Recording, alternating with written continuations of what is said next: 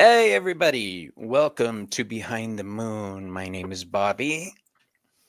And my name is Ramon from the Hello, and Moonscarab I'm channel. Selina. The three of us have joined forces to do this weekly show on spirituality. We talk about witchcraft, spiritual matters, angels, divination, you name it, we're going to talk about it. If you would like to throw a topic out for us to discuss, please join our Behind the Moon Facebook group. We started a community forum for everybody to share their thoughts with us. Speaking of everybody, let's take a quick look at who's joined us tonight, you guys. We've got Megas. Hello. Hi, Megas. So, Megas, Ramon was telling me what a great channel you have. I'm going to check that out tonight. By Brush, Bone, and Indigo Ash. Okay, I'll be honest with you. Until Selena and Ramon just filled me in, I didn't realize that was you, Heather. I'm so sorry. So sub to her new channel. Yes, please subscribe. You guys need to check out her picture there. It's really cool. I love me some Heather. Yeah. She's been there for my channel right since the beginning. Miss Tarot D, you sexy biatch. How you doing, Hello. Mama? It's just right. And I want to point, Selena is on stage with us, but look at her picture. It's half sugar skull. I dig that so much. Thank you. Faye of the Forest. How you Hello, doing, my love? Our friend Moon Scarab is here. How you doing, Ramon? Hello. I think I'm good. I am good. Maruta. Hi, Maru. Linda. Oh, we got a lot of peoples here tonight. Yes, we are. Thank you for bringing that up, Maru. We are simulcasting on all three channels. I know. I'm so sorry to the mods. Witchy Hi, best Jess. Friend. Somebody just rang my doorbell. Oh, my husband will have to get it. Look, it's my bestie. Oh, hi, Joey. It's my Joey. Sending you so much love. So Joey makes this bomb-ass third eye oil, and I got some, and this is what I'm sending to you, Ramona and Selena. This is so I love her products. Yeah, nice. Yeah. The veiledcottagewitch.com. Yeah. Beautiful. Yeah, it is very skin Love the calming, label. and it's lavender and chamomile. But Joey, do not sell them all out. I still need one more for backup. So don't get rid of all of them. This smells so good. Yeah. Okay, we got Janet. What's up, Bobo? Kaylee. Hello. Gold Monday. Hey, Roman, how you doing, my friend? Hola. Tarot and Sarah. Oracle for the Soul, Sarah. Oh my gosh, look at all the peoples. I hope I'm not missing everybody. I'm sure I will. Oh! Joan Miranda. I just love that so much. That's one of the reasons I go, oh, Aquarius, how you doing? Hello. Hi, Draven. Draven. I love that name. Yeah. When I hear the word Draven, I think the crow. Mm-hmm. Yeah, I'm assuming that's what it is. Rochelle. Oh, hi, Rochelle. Hi, Rochelle. Look at all the peoples. Okay, so tonight's topic, you guys, is going to be on spirit guides. Okay, who are they? What are they? How do you connect with them? That is going to be our topic for tonight. But before we dig into that, I do want to say, for those who've been watching me since the beginning, I was talking about putting a website out for tarot, so that you could learn tarot and have a forum for clients for them to find you. There's a deck catalog on there so you can load your cards on if your clients can see, or the people you're reading for can see what kind of decks you use, which for me, you guys both know we all have cards up of the yin yang. I know, and you guys are getting more in the mail. You tomorrow, and then you on Monday. The giving nature. I know. I've filed so much more in the past year than I think I ever have in my Me whole too. life. It's pretty bad, really especially tough. being like with Rochelle and Rochelle's group, and I feel like I'm constantly buying either decks or like recently I bought like 12 from her. Yeah. So, the link is in the website if you guys would like to go to the Mystic Turtle app and check it out. It's a lot of fun. You can learn tarot, but you can also share your readings with other people. There's a reading buddy function. I couldn't think of the word. So yes, the website is in the links in the description. Okay, yes, Rochelle, you are an enabler. An influencer. Yeah, and then Draven said, I have 3,275 decks. Are you kidding me? Rochelle has more than that. No. I have like my gosh. 160 maybe. I thought, yeah, I'm around that area. Dude, yeah. Draven, and I've been giving a lot of them away too. So, dude, you are my new hero. Okay, so let's start this off, peoples. What are spirit guides? Well, spirit guides are entities that come into our lives. There's different forms: ancestors, animal spirit guides, ascended masters, angels, star beings, if you follow a galactic regime, nature beings, the Fae, the higher self, which is my favorite, and I'm going to love talking about that, and then deities. Yes, Bobby did make notes this time. Yay! All right. So we're going to start off talking about ancestral guides. Who are they? Well, ancestors are obviously the people in your bloodline. They're also, like, say your grandfather never married your grandmother, but they were like that, and you always considered her your grandmother. That's an ancestor. Okay, that soul energy is there for you as an ancestor. And I would like to add on top of that, anyone in your past, who you were in a past life is also your ancestor. So when I'm doing my workings and my oils and whatever, I'm also bringing in all of my past life witchy women to help me with my spells, to help me with what it is I'm working on. So they're also my ancestors.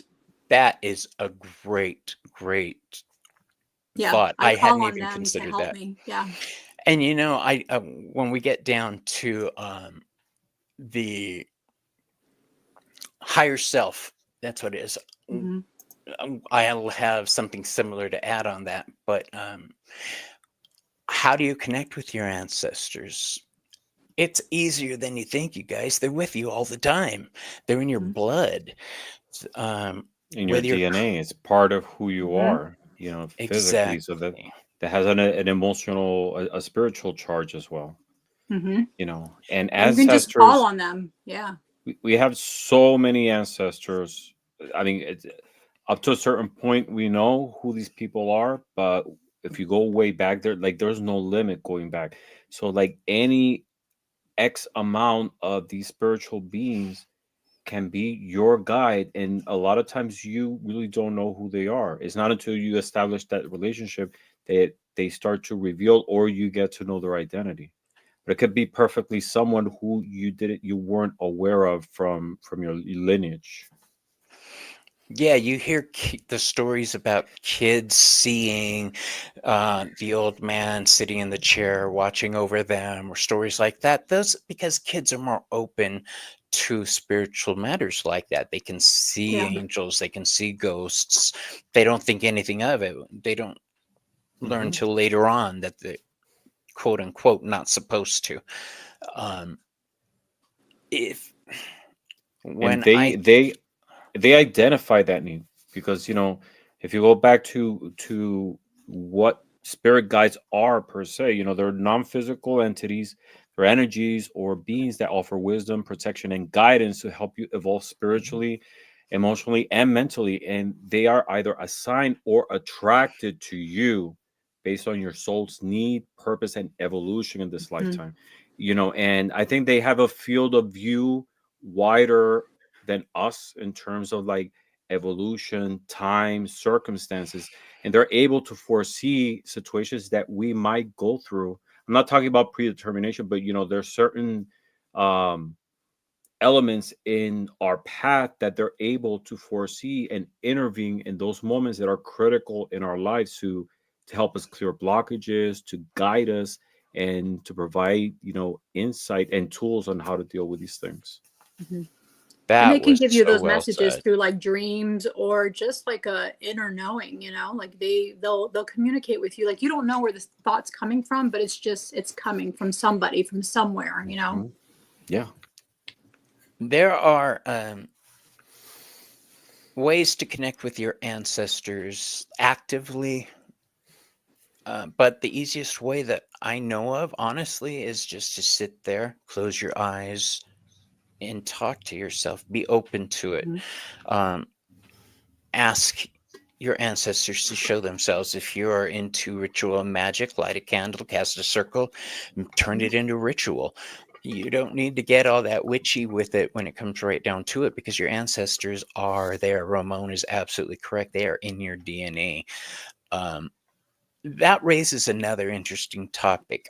Up until recently, I felt a personal need.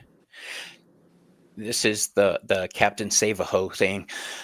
I wanted to cleanse my family's stain on the world, because I do have some ancestors who were really, really bad people, to put it bluntly, mildly. And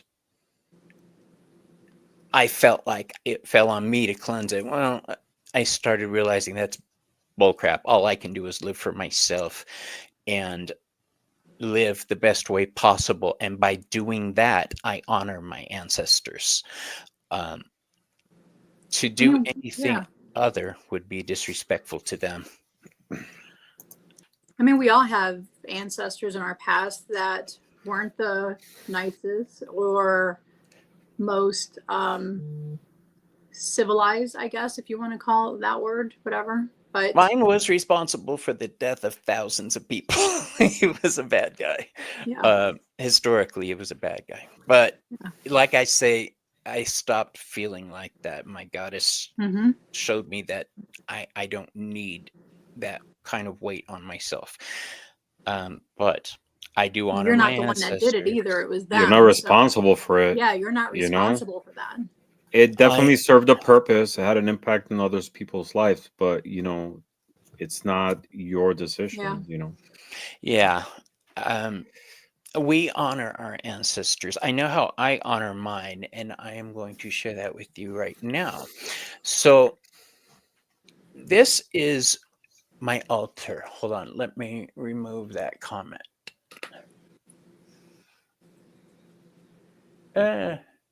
Banner, there it is. So this is my altar. This is for Hecate and Hermes. I'm using my pointer like you guys could see it. But if you look over to the left on my altar, you'll see this owl right here. And on it is the rune Otala, which is for your ancestors. So I did a ritual and a spell, and I used this totem to connect with my ancestors. It's on my altar. I bring them coffee. I bring them snacks. I talk to it because my altar is in my bedroom. I talk directly to them, and I'm open to their wisdom. That's owl. Yes, yes, Heather. That was an owl. Now, I'm not the only one who honors their ancestors with a beautiful altar. So that's mine. That's when it's clean, when it just got cleaned. Right now, it's very much a working altar and does not look anything like it. Because there's all that stuff in the front is full. There's ashes. I mean, it's a witchy altar. It's a working witch's altar. It's a working, because I do working regularly. So yeah. Yeah. So this. Yeah. So that was what my Day of the Dead looked like prior to a permanent altar. So now that's what it would look like for those several days. Usually I would have it up for like a week to 2 weeks. But now it's a lot more elaborate and it's a lot more permanent. That is so beautiful. Thank you. Oh my gosh. Yeah, Selena and Ramon and I, we talk about the ways we honor our ancestors. I like to give mine coffee. Every member of my family carried around a pot of coffee with them all day, a thermos full. So I give them coffees, and I need to go down and get butter cookies because that was the other thing. I don't know if this is going to sound really racist, but in non-Hispanic families, do they have the metal tins with the butter cookies? Is that a big thing? I mean, we would use it for putting like needle bread and stuff in there. Yeah. Yeah, we would buy those just for the dang cases. They were awesome. Yeah. I know my grandmother used to store like her needles and like sewing stuff in my there. mom did that too. Oh yeah, exactly. It's definitely a Hispanic Latino thing. Alexis has joined us. How you doing, my lovely Alexis? Hello, Lexi. Mi hermana. She just got her new book today. Ooh. Yeah. Which the book? Muerte. The book? The book. The book. Yeah. The book that everybody has. My God, it's so good. Yeah. Let me, if I can pull it. I was actually showing Cressida yesterday that I actually have 2 copies of the book. I have a backup copy and one of my altars. Stop it! You have 2? I do. Look right here. I'm not lying. Look, Ramon, do you have an audiobook copy? I do have an audiobook. Okay, I knew it. Yes. 3 copias. Yes. I knew it. I was love it. actually going to see if Dr. Stone would be willing to take the Fool's Journey. That would be interesting. Yeah, I want to know her story. I got to know everybody's story. So, does anybody have a comment on how they honor their ancestors? Who is watching in chat? Look, I have the audio here. I love it. It's a really good book. I always recommend it. I think I need to get an audio as well. I need to download that because when I'm working, and especially when I'm doing stuff, I want to be able to listen to it, and I can't read and work at the same time. Mm-hmm. Okay, I have hearing aids, and I play music through my Bluetooth hearing aids. And when I was still working as a nail tech, I'd be sitting there working on the people while this woman would be going on about how awful her job is, and I'm just listening to my story. Yeah, I miss doing that. It was fun. And don't give me that look, everybody. I was there for them. I'm totally giving you that look. I was there for them. All right, so that is ancestor work. Amethyst or Rochelle says she had an altar before, but isn't something you normally do. I honor them by relaying their messages when they come to me and by remembering them. Yes, very good point. Yeah, that's nice, Rochelle.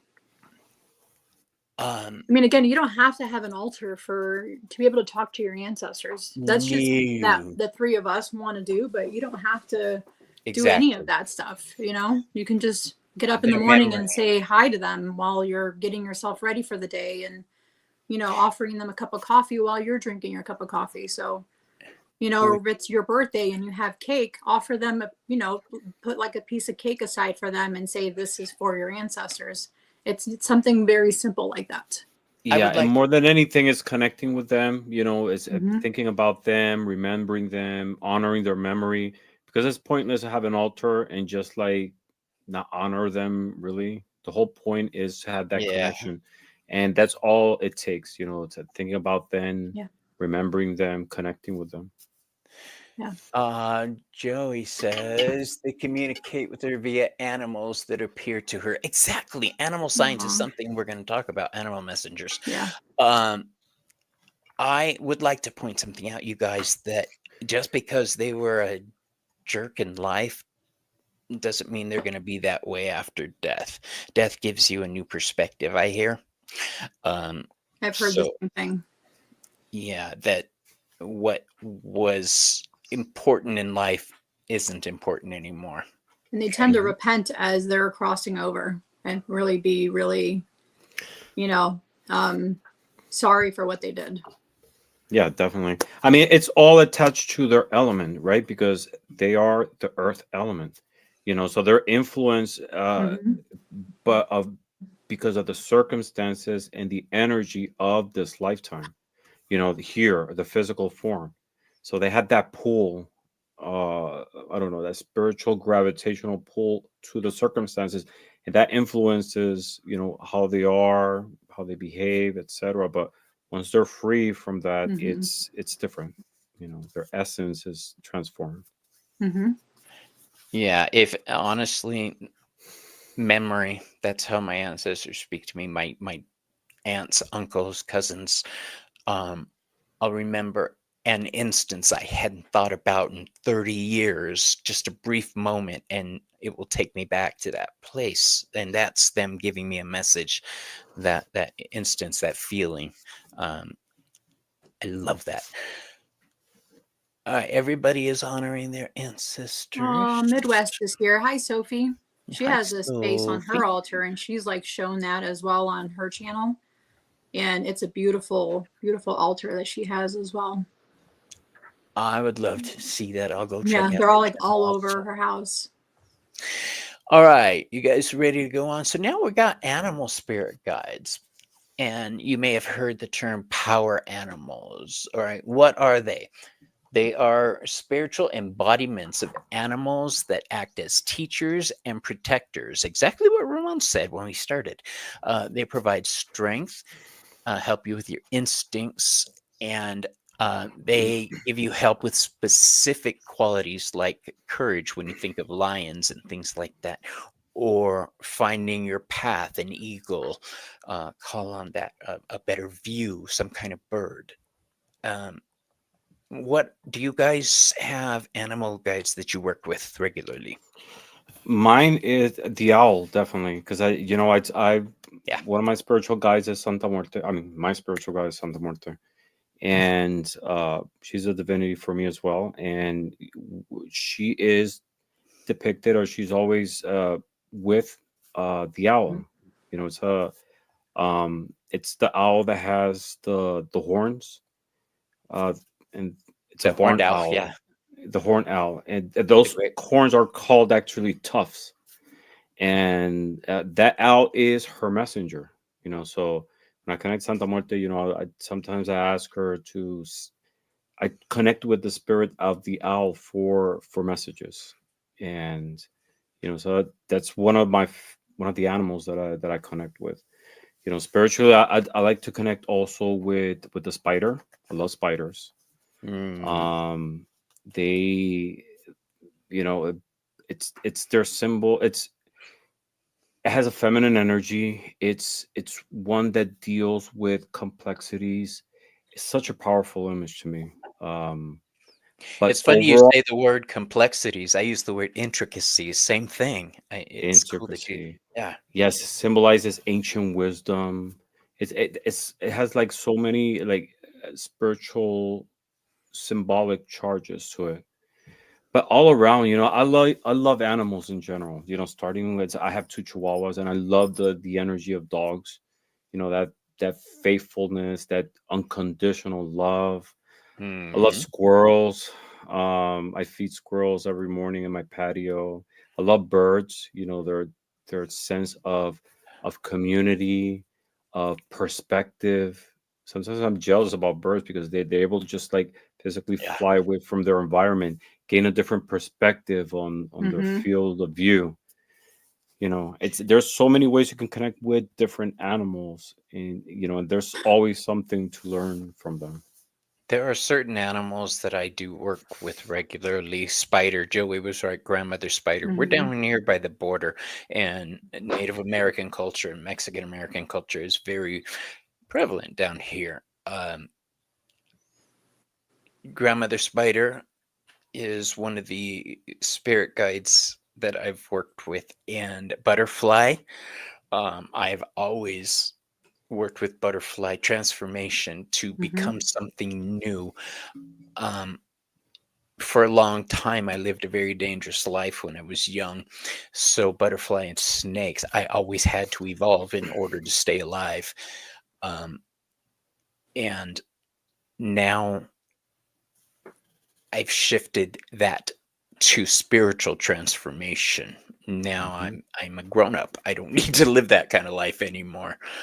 Um, those animal spirits can be called on for physical transformation as well as spiritual Mm-hmm. transformation, but I focus on the spiritual. Birds as messengers. I work with Hermes. Winged messengers are a big thing. Um, ravens. I had two ravens land. We have raven a pair that circle in our area. They landed on the hood of my car at the pharmacy one day, and I was flipping out, reaching for my camera to take a picture real slow like that. Um, but I knew they were messengers, and sure enough, my life took a turn. Owls, I always associated with Hera, um, the goddess Hera, queen of gods, as one of her totem animals. Um, Mm-hmm. oh, Maru. She was given the Pawnee name, New Butterfly. I love that. Mm-hmm. Snakes for transformation, you guys. Spiders more. Then can I read something I wrote about what spiders symbolize to me? One of them is creation and destiny. So weaving the web of light, spiders are master weavers, and their web symbolize the interconnectedness of all things, fate and destiny. They also represent patience and strategy because the spider waits silently for the right moment. It teaches us about timing, strategy, and the importance of quiet strength. It represents also feminine power and divine feminine. Because of their association with weaving and creating, spiders often symbolize the feminine principle, maternal energy, and the womb. And they're linked also to the goddess of Arachne in Greek, Arachne. or Neith in Egyptian. The spider represents intuitive knowledge and female power. They represent also shadow and mystery, because as night creatures, because they're more active at night, as night creatures who hide in corners and shadows, spiders also symbolize the unconscious mind, hidden fears, and mystery. So they can represent traps, illusions, or entanglements. And they also represent transformation and rebirth, because like snakes, spiders undergo molting, which is, they have an exoskeleton. So they shed that exoskeleton every now and then. um, so they undergo molting, shedding their exoskeleton to grow. This makes them symbols of personal transformation, renewal, and spiritual evolution. So their symbol is one that's very heavy in terms of rebirth, Yeah. transformation, death, and growth, all in general. Mm-hmm. It's like the cycle of life. Those videos of spiders molting are the coolest things. Sometimes I could just sit there and watch those all night long. Yeah. One of my favorite decks by an artist, I can't remember who, has this card showing the Eight of Swords, the woman trapped in a spider web. Hmm. I love that.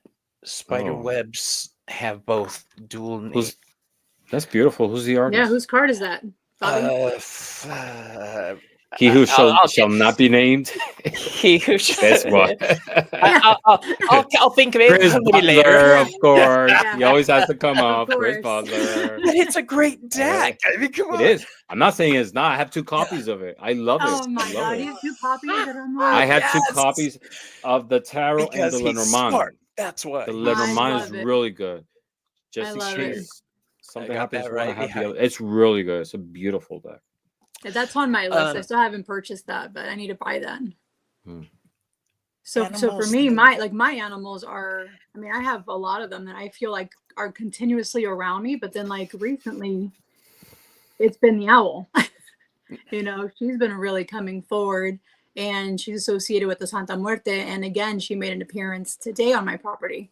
So with the squirrel didn't have a happy ending, but I'm gonna honor that sacrifice at the end. But you know, for me, it's the fox, the wolf, the butterfly, the Fox. dragonfly, the hummingbird.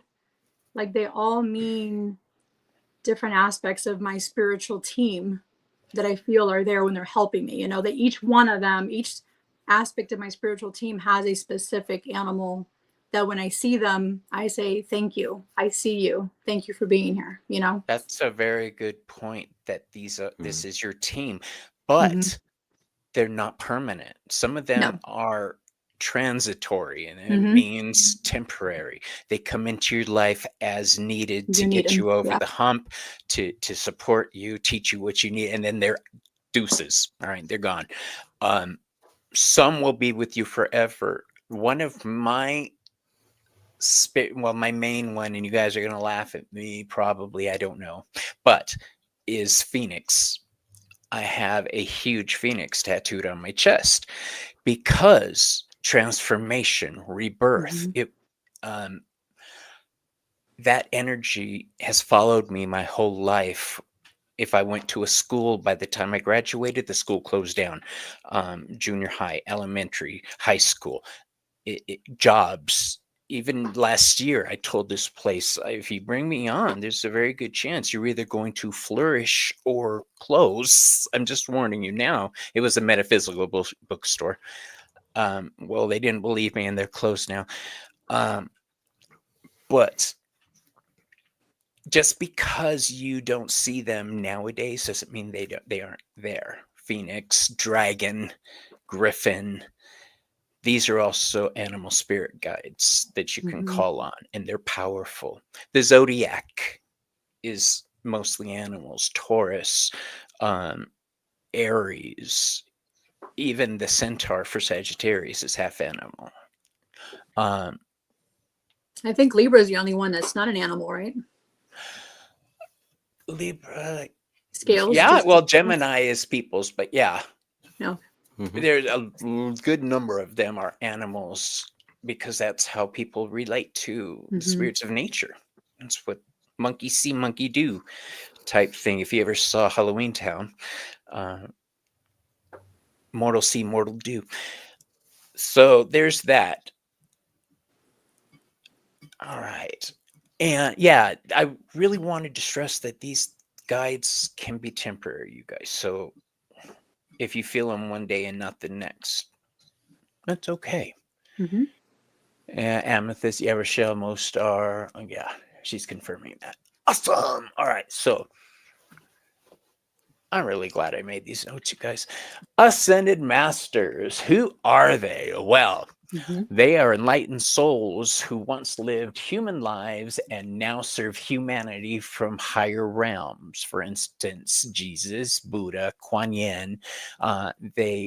Their role is to teach advanced spiritual lessons, the real lessons that we need to learn. They're there to help you recognize and accept them. Mhm. Kuan Yin and Buddha, those are bodhisattvas. When you reach a stage of enlightenment, Jesus, Hermes, Mary.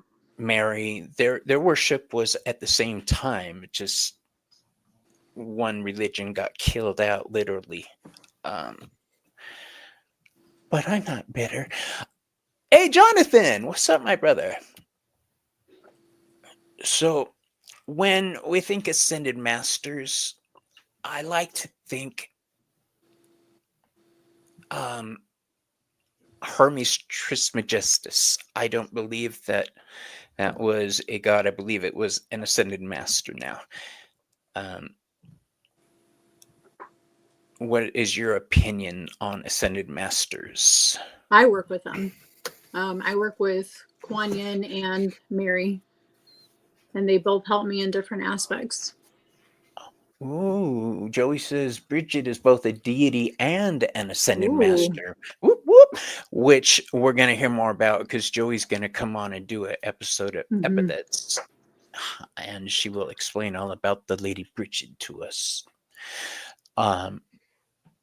Yeah, so I communicate with them through like meditation, like going into very deep meditation. And that's where I connect with both of my ascended masters, depending on what it is I'm working on or what they want me to work on. Let me rephrase that. What they want me to work on. Because it's not me. I'm not choosing the topic. It's them choosing it for me. Like, okay, CELINA, you need to work on this. You need to work on this. So, you know, to me, when I'm meditating and I see them in my meditation, I'm at like a little bistro set, like a coffee place, and they're sitting down and I'm sitting there and we're just chatting like good friends. Like that's when I'm meditating in that deep state. Yep. That's what I see. I see them like at one time, Mother Mary covered me in roses. And it was like a feeling when I got out of that deep meditation, I felt rejuvenated. I felt the healing energy. I felt the immense love that she was pouring on me. It was the most beautiful thing ever. And then for a while still, I would see like glowing purple roses when I would go into meditation with her. So nice. I knew it was her because of the roses and they were glowing. That was her energy, her way of saying, you know, repeat that last part. You froze for a sec. Beautiful. When I would go into meditation and I would see the roses and they were like illuminated, like glowing, that's how I knew I was working with Mother Mary, is because of the roses. Like it was her saying, okay, today you're doing a session with me. Like that's how I would see that message. Yeah. Got you. Yeah, we have comments coming in. Amethyst, we got some Jesus loving. I say that because Aquarius had said, love me some Jesus. I honestly don't have anybody in my spirit team that I considered an ascended master. So that space is open. Taking interviews. I wanted to add that, you know, there is a list of characters there, which we typically consider ascended masters, but we also have to take in consideration folk saints. You know, folk saints, which we talked during the show of Santa Muerte. These are people who, you know, they're not canonized by any religious institution, but they lived within our society and, you know, in close proximity of ourselves. Would that be like San Muerte, like you were talking about? No. Some of the examples that I put of folk saints in the United States, we have Marie Laveau. Remember? Oh, yeah.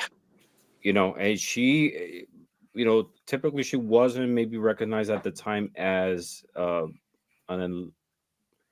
divinity or anything like that. But, you know, after her time here on Earth and at her impact spiritually, she was, people consider her a folk saint, you know, and I feel that it falls within this category of ascended masters, even though it's not typically what we would consider, right? But it's that person, that being who lived as human and taught us advanced spiritual lessons, and they enlightened us. So here in the United States, we have folk saints, and you know, Marie Laveau is one of them. Mama Brigitte. Yeah, Francis Xavier Cabrini, who she was Italian American, and she is the first canonized by the Catholic Church, Yeah. the first U.S. saint, and she's the patron of immigrants, and she was a very venerated in the Italian American community, or late 19th century, early 20th century. And like her, a lot of others. So there's other people who can fall in that category, and that we're just part of our society, our contemporary society. Mm-hmm. I want to suggest everybody go check out the Santa Muerte video that Ramon did on my channel. Oh my gosh, it was a awesome riveting. channel. He Yeah. was. And then he did a tour of his altar as well, which is another incredible video. Yeah, that's true. It was a great life. Joey, is that they're connected? Yep. Bridget they and are. Mama. Okay, reality hits my brain. Okay, they are connected.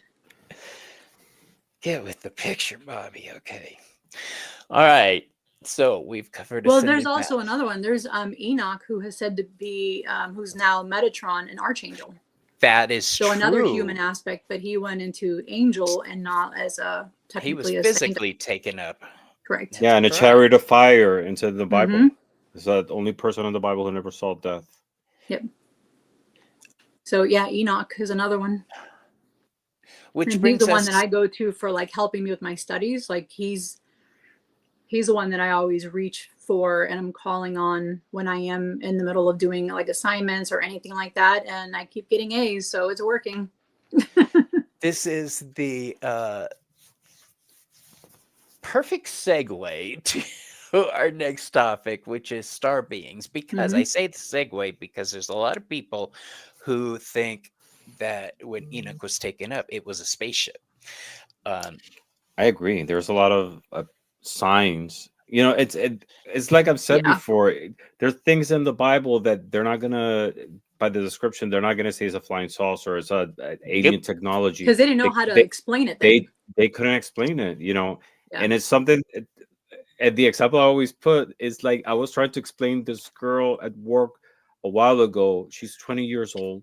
We were 30 years apart. I was trying to explain to her what a cassette was. A cassette, an audio cassette. My heart hurts. I know, she couldn't. Yeah, I tried to explain. It's about the size of your phone, a little bit smaller. Yeah. And she couldn't understand the concept of having to physically rewind music. Did you tell her the pencil? I was trying to explain. I was trying to explain her. It's like this little cartridge that has a magnetic ribbon, sort of like what's behind the credit card, something like that. And there's music, and you have to go back and forth. And we're not that far apart. We're contemporary, Oh, my heart. But I know. Or like and another example I'd like to use is like if I bring my great grandmother, trying to explain what the internet is, the concept of sharing a photo instantly at the other side of the world, it's nothing short of a miracle. That's why a lot of these descriptions in the Bible, we can't take it literally. But looking in hindsight, we can understand that there was influence from things that make you go other technologies. Then we can look back at. Speaking of those other beings and technologies, star beings / galactic guides. These are beings from higher star systems like the Pleiades, Sirius, Arcturus, or Andromeda. What is their role? I'm glad you asked. They assist with cosmic knowledge, soul evolution, and interdimensional healing. I cannot say this is something I do not have personal experience with, but it's fascinating. When I was a kid, we had a show. Do you guys remember Chariots of the Gods? Oh, yeah. A documentary that was out, a book. No. I have the book. I have. No. Yes, I actually have that book. That's one of the book that opened my eyes to the esoteric world. And I was like 8 years old. My dad had that book, and I have the original book that my dad had. I'm telling you, same. And I read that book so many times, and I still have it. And I'm telling you, it's amazing. It's amazing. That's so cool. What it is Eric you haven't seen Chariots of the Gods. I'll give you, for example, the pictoglyphs. What are they called? Pictograms, the big giant drawings on the earth. that could only have been done in a The certain Nazca way. lines. You're talking The about the Nazca Nazca lines in lines, Peru. Yeah. yeah. The images around the world, Okay. these things are there. Let me see what's Witchy best friend read the book. Oh yeah, I'm not too trusting of alien species. Too many humans and animals have been taken against their will, mutilated, and tested on. No, thank you. I'm very cautious when approaching them. I feel the same. But was it really against their will? Did you make some type of commitment with them prior, saying yes? That is a possibility. However, a healthy dose of skepticism is in my heart also. So I get what you're saying. Yeah. It would be fascinating to find out. I both want there to be life out there, and I'm scared to death there's life out there because There's totally life out there. I saw Independence Day.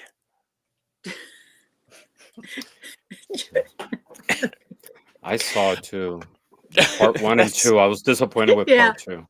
Why? But come on, it was kind of cool when the big Parts- queen was running across the desert. I mean, that like the scenes and everything, but the storyline sucked. Like they Yeah. tried to like extend it too much, and it got diluted. Yeah, they I tried to jump feel on the part 1. bandwagon. I love part 1. I love part Mhm. 1. And this show, Ancient Aliens, is based on Chariots of the Gods. Like they refer to it a lot.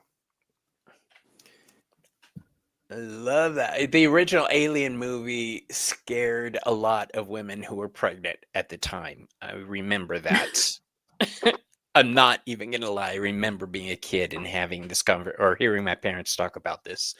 The movie that scared me with babies was called It's Alive. I don't know if you remember that. The babies were starting to be born like little monsters. Because they are. No. No, they're not. Babies are cute and wonderful until they cry, and then I hand them to somebody else. All right. So now we've got nature spirits. Mhm. This is more in the vibe that witches work with. Nature spirits, elementals, fairies, divas.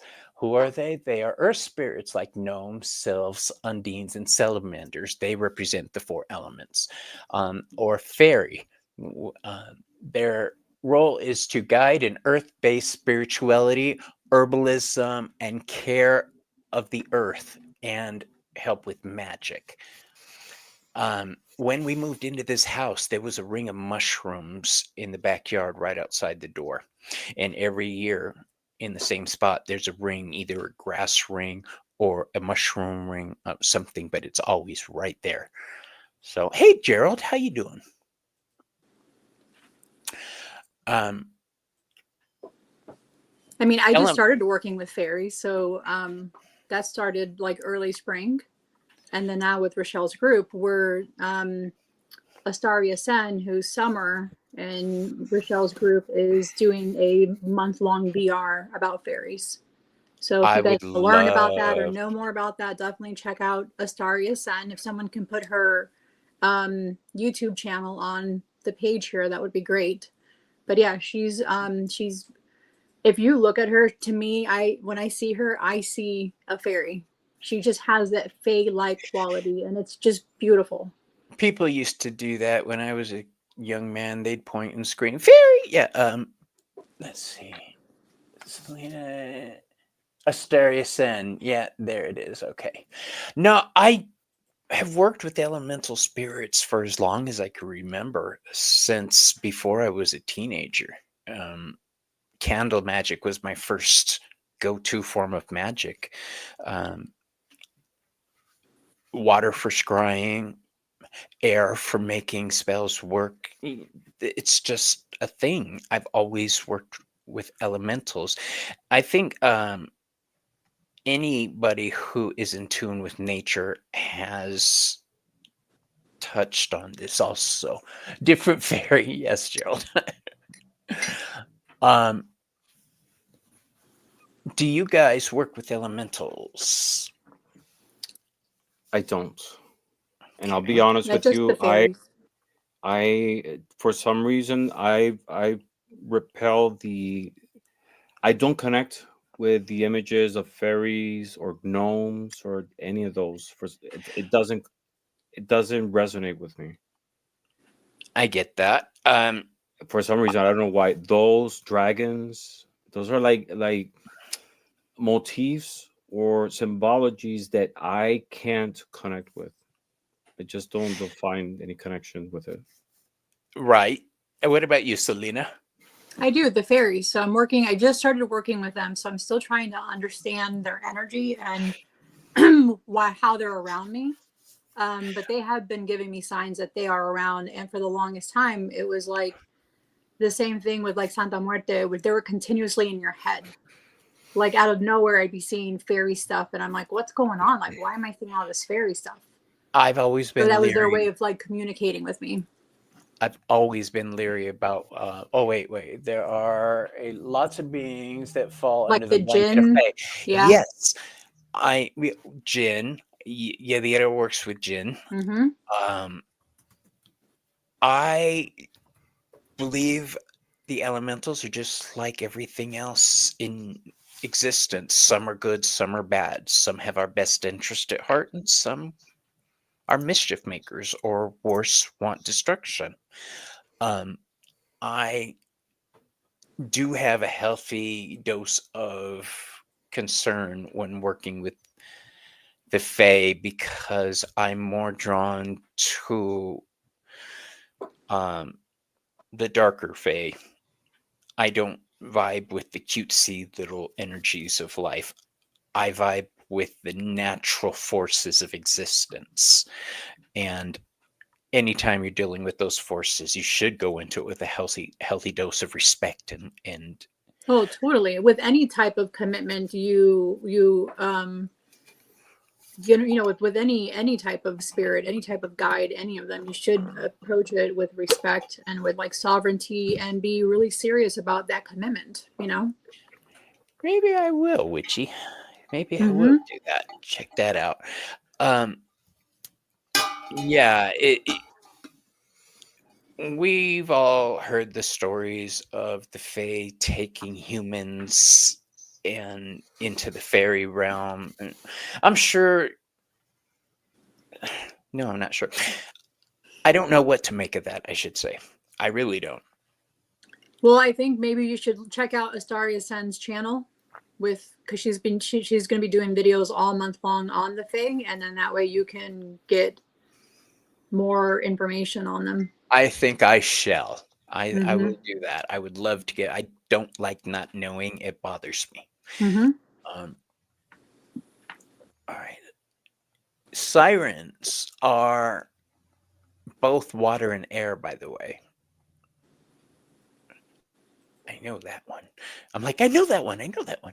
All right. So here's the one that I'm most in tune with, the higher self / soul guide. Who is it? Your own higher aspect that remains in constant communion with the divine consciousness, red logos. It serves as your clearest compass towards your life's purpose. This is your Jiminy Cricket. I believe that I can send help back and strength to myself at a younger age. It's part of my meditations. There was a very long time when I didn't have strength or support from anybody, so I had to find it within myself. So I started reaching to the future, knowing that one day I would be okay. And I just knew it because now I send those feelings back to my old self saying, you're going to be okay. Mm-hmm. You got this, boo. Don't worry. I love that. Yeah. Because when I'm doing past life work and I'm trying to heal past life, generational trauma, stuff like that, if you send that healing energy back to them, then you start to heal yourself as well because you're healing them. Right. Mm-hmm. I'm reading what everybody says. Yes, Robert Kuntz. This is the web designer, gentlemen. that is responsible for the Mystic Turtle app. Hey, Robert, how you doing? He Hey. is very clever, you guys. Please, the link is in the website. Check it out.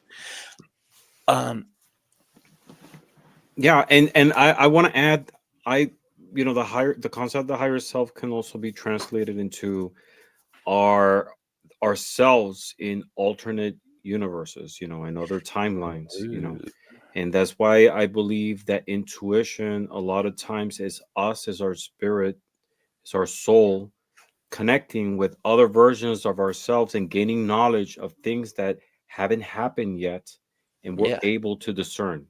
That's what intuition to me is that knowledge that wasn't like learned, but it's you gain it through connections with experiences that you had in other timelines, Other realms. Yeah. other Do you realms. remember a movie with Jet Li when he first came out? Did a movie called The One, and it was dealing with I love Jet Li. Oh, Yeah. he was awesome. Mhm. He was a bad guy in this, killing all his alternate versions so he could be the one, the powerful one. But yeah, Joey's vibing with what you're laying down. Also, Ramon. Yeah, so some of these things we feel, and we get that intuition sometimes as a vision, but it's information that we get. Sometimes we get it through dreams. I feel we connect a lot with other versions of ourselves through the world of dreams. So there's a lot of ways in which we can connect with ourselves. It doesn't have to be like in a spiritual realm, but in a timeline version as well, both past and future, and alternate as well. It's funny. I talk about spiritual connection on all past, present, future.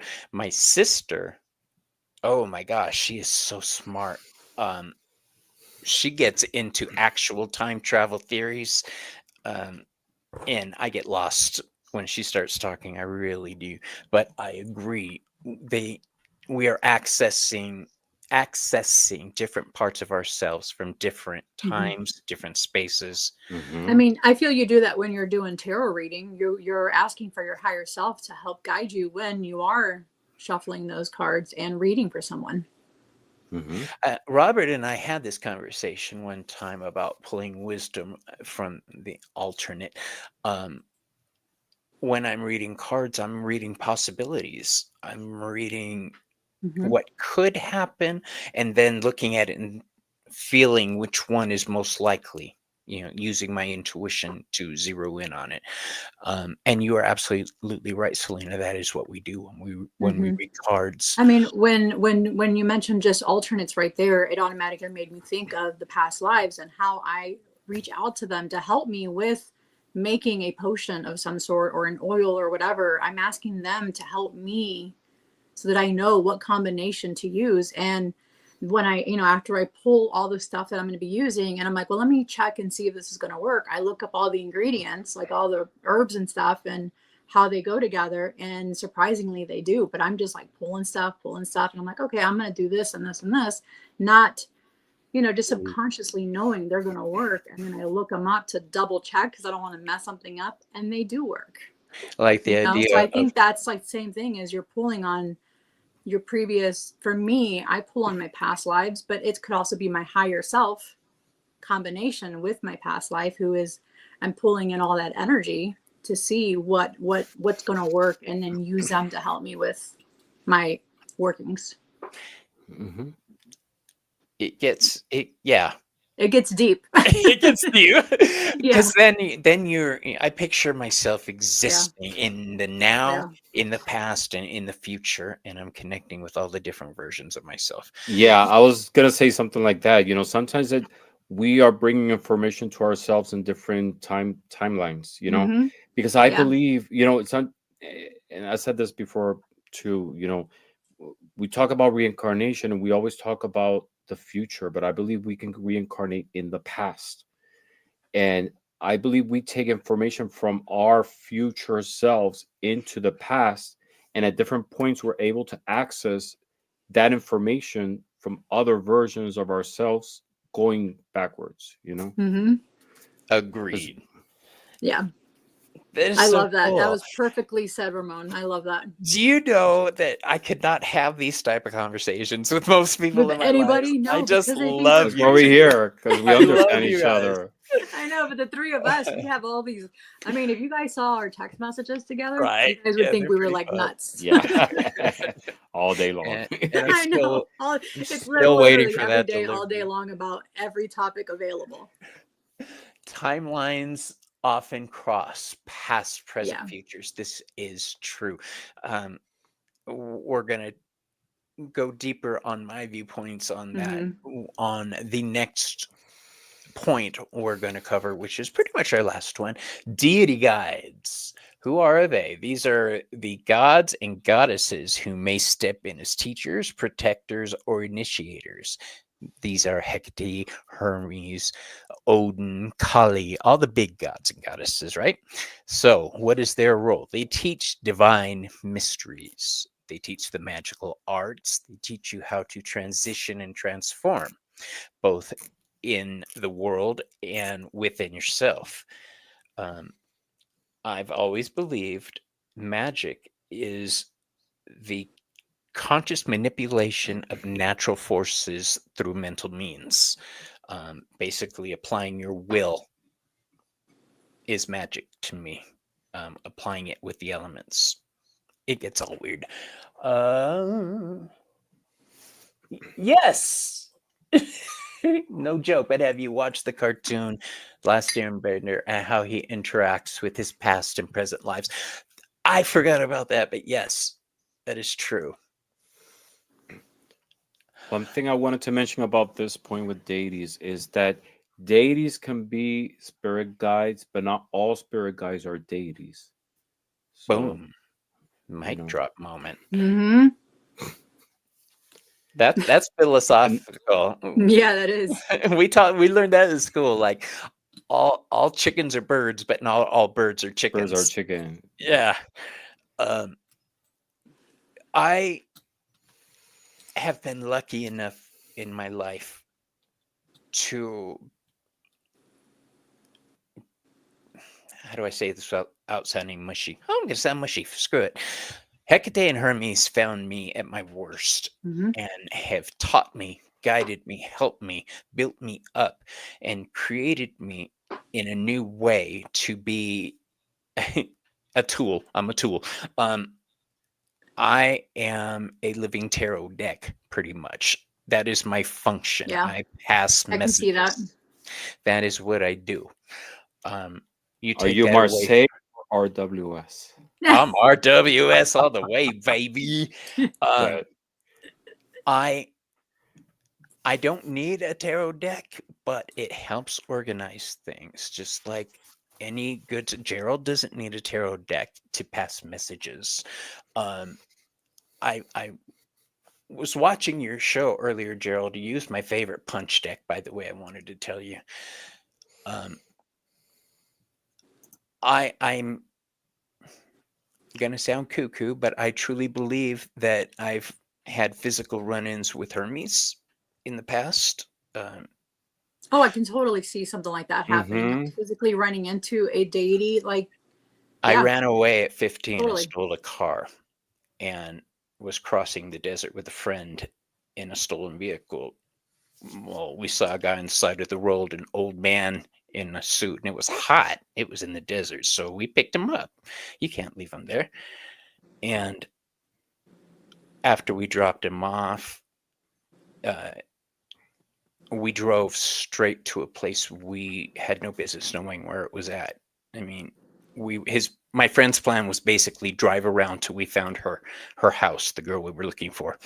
But we drove straight there after like 3 or 4 turns.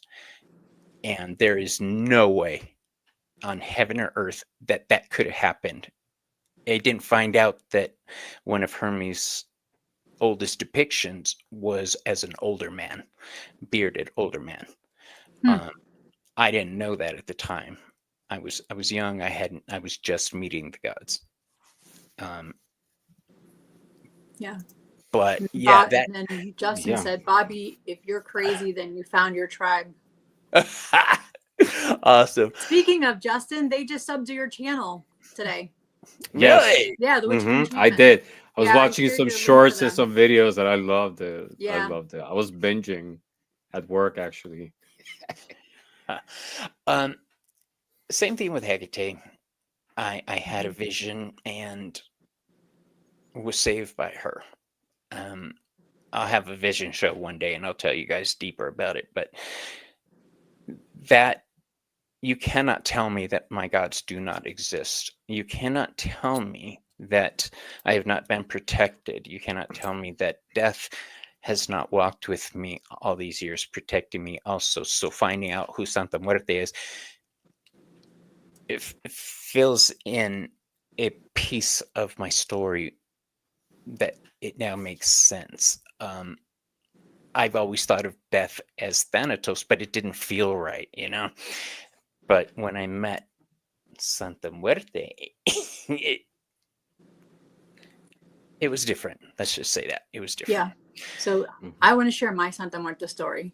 Please do. So last week, Cressida, the author of the book, Ramon Q. Secrets of Santa Q Muerte. Ramon. So Cressida Available in audio book also. So since Ramon gifted me the book and I put it on my Instagram channel, and then Cressida liked it, and then we chatted slightly through Instagram, and now we talk almost every single. And she's been sending, people my way that need help. So she's been keeping me busy, but that's beside the point. The day I was going to be, it was Friday last week, and I think it was Friday, yeah. And I asked Santa Muerte, please send me a message if you want me to work with you. I was very scared being raised Mexican, and my mom would we'd see Santa Muerte, like the statue somewhere, and I was very, because I loved skeletons even then when I was younger, and she'd say, don't look at it, keep walking. So I was always scared, and that was kind of the mentality I had until Santa Muerte put Ramon in my path, and then Cressida as well in my path. I know, Ramon. So that day, I asked her that morning. Within like an hour later, I'm looking at my Instagram messages, and there is a Cressida messaging me saying, hey, I sent someone that needs help. Can you help her? So I'm like, yeah, I'll help her. So I spent all day chatting with her and getting ready to do stuff for her.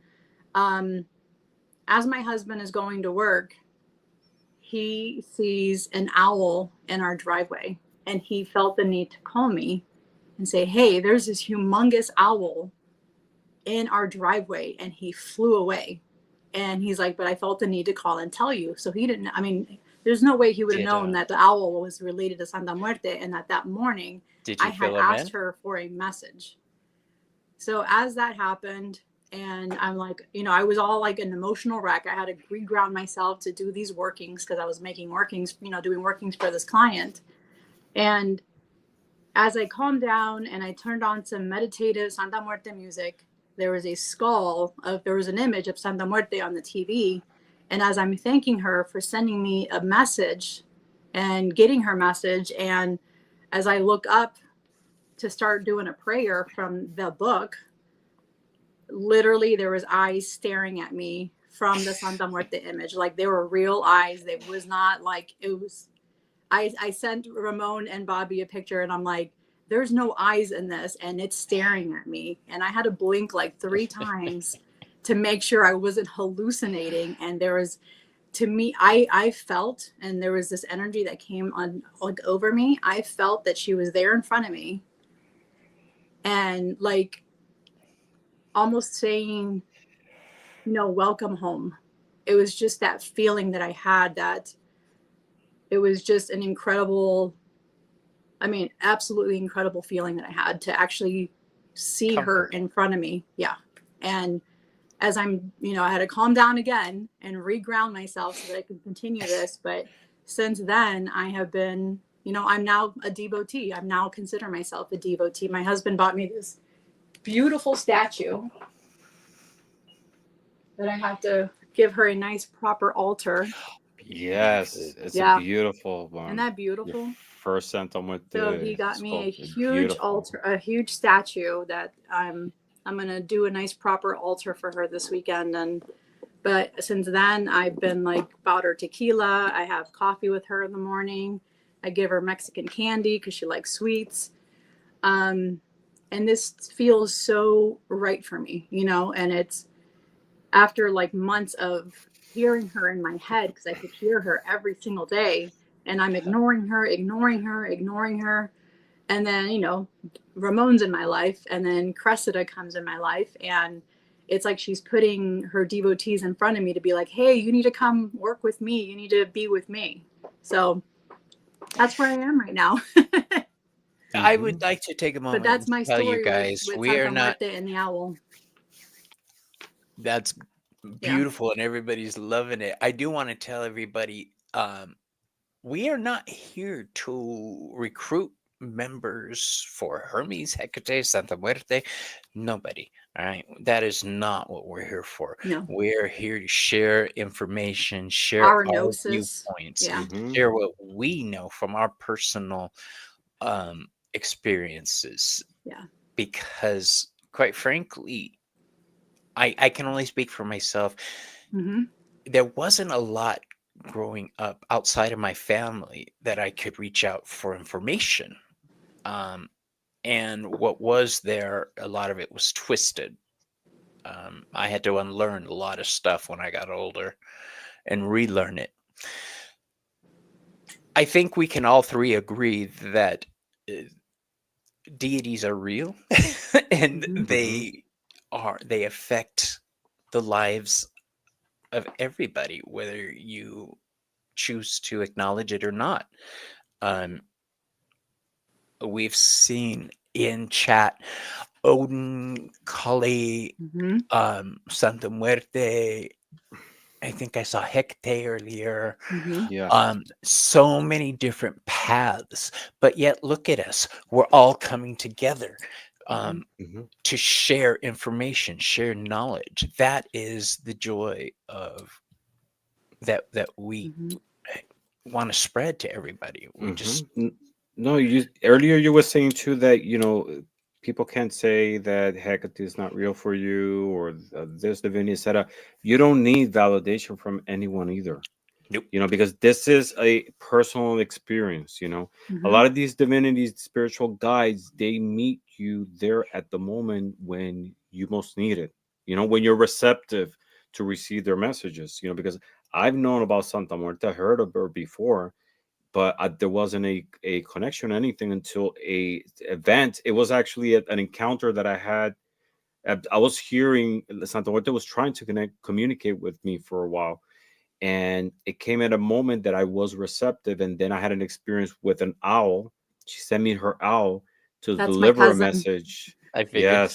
Yes. And that's when Hola, Rosy. I connected with her, but it has a meaning for you, and you don't need validation, and you understand it. It's like with dreams. You have a dream and there's certain symbols that it could be a horse, but maybe that is your brother, or that I don't know. You see a person that physically might not look like your mother, but that is your mother, right? And you understand these things. It's the same with your personal experience with divinity. You don't need validation. Correct. Because at the end is how it works with you, and period. Absolutely correct. Nobody walks your path, people. You walk it by yourself. And no one's going to have that same experience that you're having. Say, I'm not going to have the same experience Ramon has with Santa Muerte, or like with Cressida has with Santa Muerte. We're all going to have different experiences with them. And if you're reading a book and if it says, oh, this and this and this, those are just examples of that's their gnosis, their personal experience. Their gnosis. Correct. Yes. Their own personal experience. And that's just how they connect with that specific deity or ascended master, whomever it is. So don't feel like it has to go by the book. If it makes sense to you, it makes sense to you. If it feels right to you, it feels right to you. And don't let anyone else, tell you that the way you're doing it or the way you feel when they're around you doesn't make sense or is not right. Yeah, because there's a lot of gatekeeping in spirituality. It shouldn't be someone. I'm not going to mention this person's name, but someone today sent me a photo of a Santa Muerte altar and was asking, how to pray with her. I explained to her, doesn't necessarily have to be certain type of prayers, as long as it comes with the heart, from the heart. You're sincere. That's what your spirit guides like. You know, you can find prayers in books, etc. But at the end, the essence is talking with sincerity and from the deepest of yourselves with your divine connection. Let's talk about that divine connection for a second. Most of the time, I am respectful, bowing,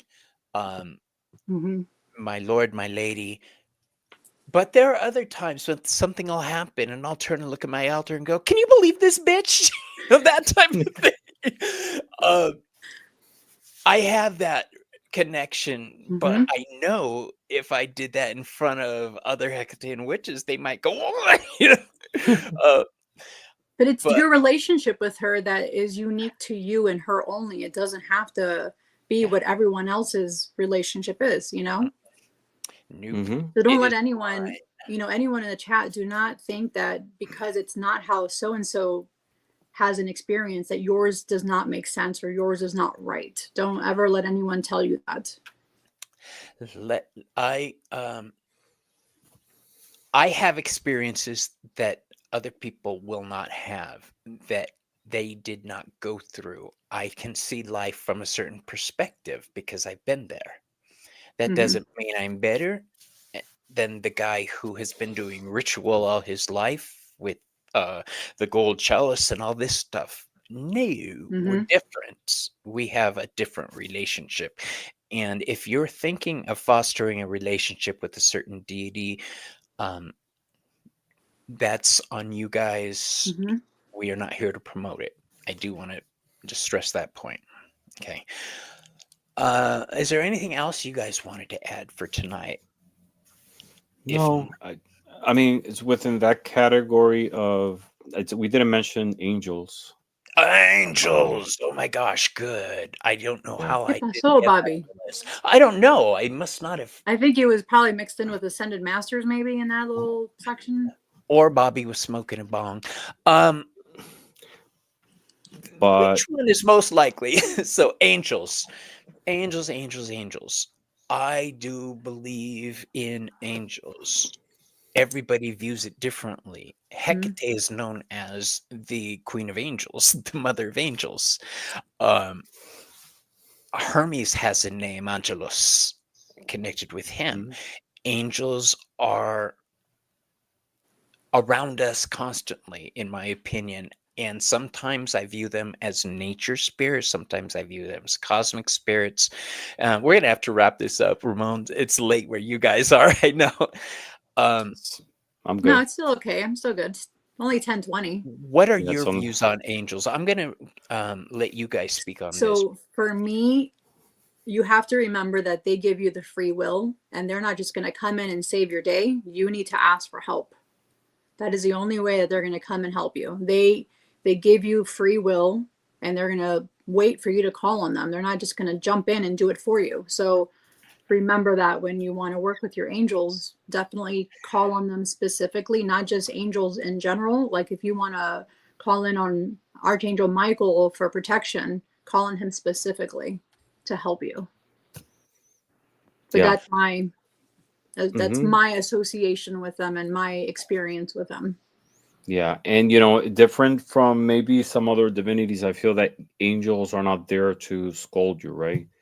They're there to give you like emotional healing, unconditional love, protection, spiritual messages also. But a lot, like, their energy is one of like peace and reassurance, sort of like of support and protection. I come from a family of witches, but all the men in my family had the middle name of Michael.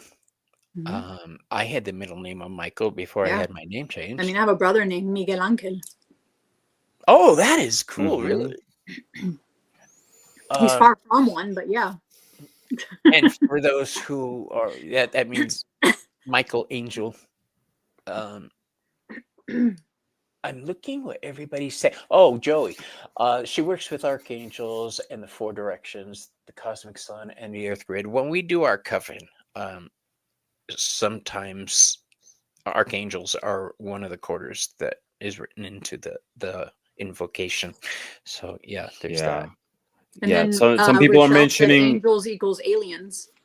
yeah, and also that they're warriors. Yes, it's warriors, but what I'm saying is that they're not there to. They're warriors, but it's not against us. It's for support that they're here, that to give us that emotional nurturing and reassurance. Yeah, a Yeah, lot of them I are was just gonna warriors, say demons and but it's angels. they're not battling against us. No, I don't. The energy is very You different. Everybody has this image of angels as the soft, flowy white gown with the wings and the hair. I don't view angels like that. Angels are terrifying to me. All right, that point about angels and demons coming from the same place. It's just Correct, a and the difference Bible of describes them, viewpoint. and some of them are they're very scary looking the way that they're described in the Bible. They don't look like little cherub angels. Even the cherubs had four faces. Look at the Wheel of Fortune and the World card in tarot. Those four faces in the corners are supposed to be the four faces of the angels, the cherubs. So that's like the Travis McHenry deck with the Angels Tarot. So he has a lot of the images on there that are per what the Bible says, and a lot of those images are very scary looking. I gave one of my students my Kabbalah angel and demon decks. My I don't know. There's 72 angels in one deck and 72 demons in the other deck, and they just didn't vibe with me. That's not. Is that the Travis McHenry ones? Because he has a set of dark one and a light one as well, right?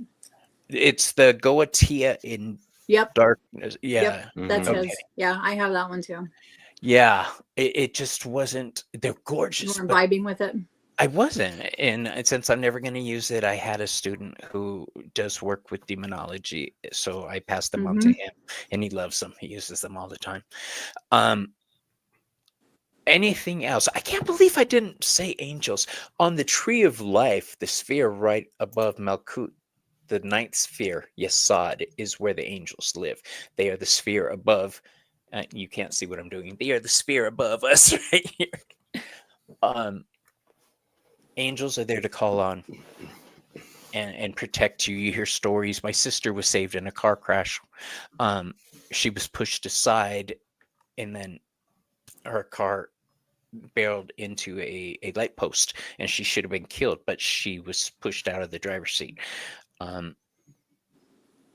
I will never deny that. That's it. Notoria and light and Goatee in darkness. Thank you, Mario. I knew somebody would know. Yes, we could go on about angels all night long, and maybe we'll do a whole show on that. That sounds interesting sometime. But for now, you guys, we have been on for almost an hour. Well, hour 22. Woo, yeah. I was expecting it to run about this length, you guys, but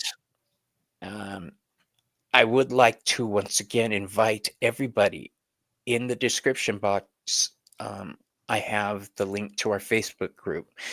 Please join the Facebook group and join in the conversation.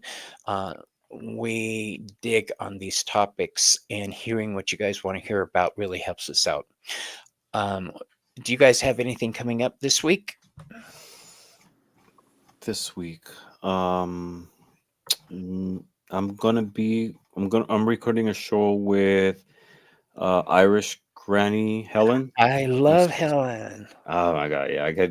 We did a show. We were like 3 hours talking. I could be like all night talking with her. Yeah. So I'm recording a show with her. These 2 weeks are very light for me. So I'm doing that, and then I'm gonna be with Sherry the following Saturday. I think is the 17th. Okay. Nice. Yeah, and of course on with you guys next week. We're gonna be talking about divination in ancient Mesopotamia. Next week is my topic, so yes, Ramon will be center stage again. I loved our last divination in biblical times. You guys, Yeah, please definitely. go back and watch that video. Selena, what do you have coming up? I am busy with other stuff, not YouTube wise, but you know, like other witchy stuff. Oh, homegirl just finished one of her classes. Oh, Congratulations, I know. Can Selena. you believe? Ugh, that class was a nightmare. It was a business class, but I got an A, which was really good. I got like a 94.89 I or exhibit something. no surprise. Yeah. So now I'm in a marketing class. So Yay. I'm going for my MBA, guys. So that's why I'm doing business and marketing and all that fun stuff. So Lena's Congratulations. already excited. Lena Yeah. says, "Oh yes, Mesopotamia." yeah. So I have Friday. Kristen Louise will be on, and we're going to be reading cards. I haven't pulled cards in a while, and my fingers are itching for it. And then on Saturday, Ken Payne will be on talking about the epithets of Hecate. Nice. So I'm stoked about Yeah, I'm that. excited to talk, Me have too. him on and listen to him. All right, you guys. That's it for now. We love you. We love you all, but we got to go. We'll Yep. talk to you later. Thanks, guys. Blessings.